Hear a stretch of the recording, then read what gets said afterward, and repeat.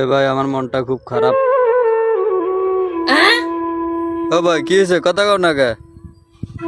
কেরে কি হয়েছে তোর আবার? সেদিন স্কুলে গিয়েছিলাম, কোন চোরে ঘরে চোরা জানি আমার পকেট থেকে 20টা টাকা নিয়ে গেছে। তুই তোর পকেট সাবধানে রাখবি না?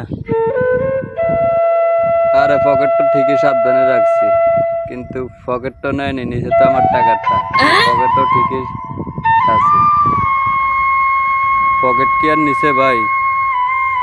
পকেট তো ঠিকই আছে।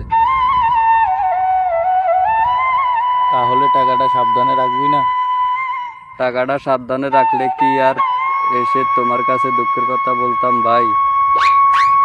তোর টাকা নেয় কেমনে? তুই কোন দিকে চাইয়া রইছস?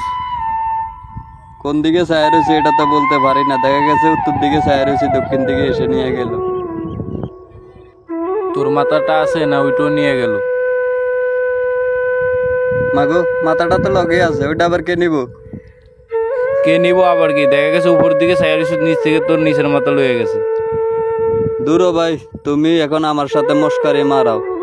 আমি তো ওইদিকে চোরের উপর খেপা রয়েছি। শালা চোর আর মানুষ পাইলো না, আমার পকেটের দিকে নি নজর দিল।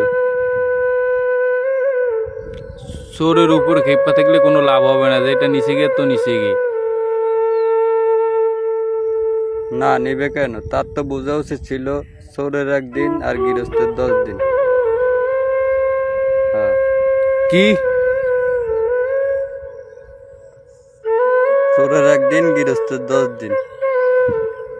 ধুরা মুরুক্ষ।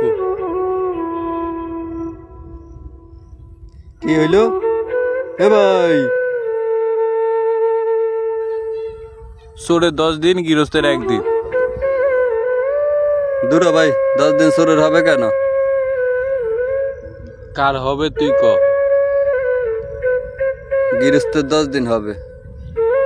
ধুরা বেটা, তুই পারিস না, 10 দিন হবে চোরের। আমি তো বলতেছি 10 দিন হবে গৃহস্থের। আরে মুরুক্ষ, চোরের 10 দিন চুরি করে আর গৃহস্থ 1 দিন ধরে তারে ভাঙে। ও ভাই কি ভাঙ্গে ভাই? তুই দেখবি কি ভাঙে।